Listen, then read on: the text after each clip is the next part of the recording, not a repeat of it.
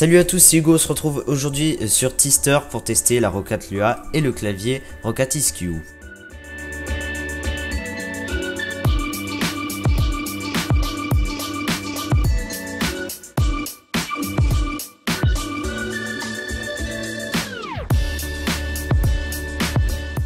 C'est une souris proposée par Roccat qui s'appelle la Lua comme je vous l'ai dit.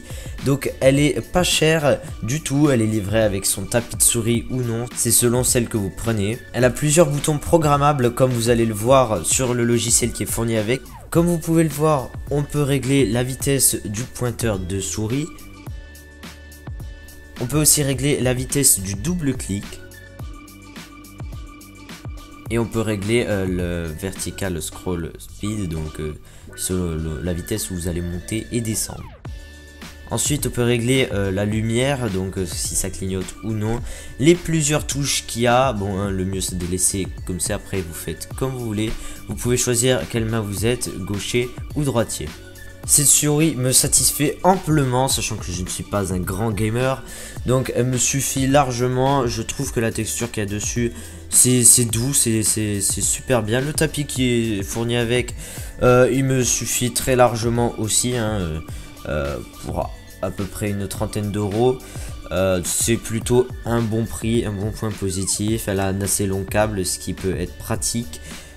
Pour les grands bureaux éventuellement. C'est une souris très agréable à utiliser, donc je vous la conseille fortement si vous n'avez pas un gros budget, que vous voulez une petite souris gamer assez stylée. Il n'y a que bleu comme couleur, ce qui est peut-être un peu dommage. Il faudra mettre un peu plus d'argent pour avoir multicolore, mais bon après c'est à vous de voir, le bleu me suffit amplement. On passe de suite au clavier. Le clavier qui lui aussi vient de chez Roccat est nommé le ESQ. C'est un clavier pas hardcore gamer, entrée de gamme, vous le trouvez à moins de 100 euros.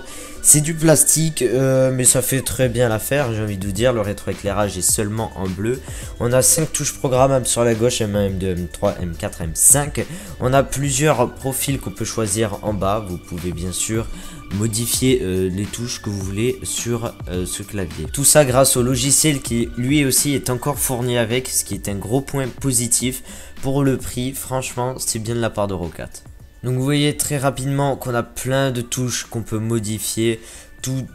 Presque toutes les touches du clavier sont modifiables. La luminosité, elle peut se baisser au bout de 15 minutes ou de plus, vous allez le voir. Vous pouvez vraiment presque tout faire pour un clavier entrée de gamme, c'est vraiment un gros point positif. Vous avez aussi les plusieurs profils modifiables comme vous pouvez le voir en bas. Donc vous pouvez les changer bien évidemment avec le clavier comme je vous l'ai montré juste avant. Vous pouvez modifier tout ce que vous voulez. Sous le clavier vous avez des petites rainures qui servent à faire passer des câbles, ce qui peut être très pratique pour une souris par exemple. Voilà, c'était tout concernant ce clavier et la souris. J'espère que ça vous aura plu. N'hésitez pas à mettre un petit j'aime en dessous pour m'encourager. Et moi je dis ciao pour la prochaine vidéo. Allez, salut.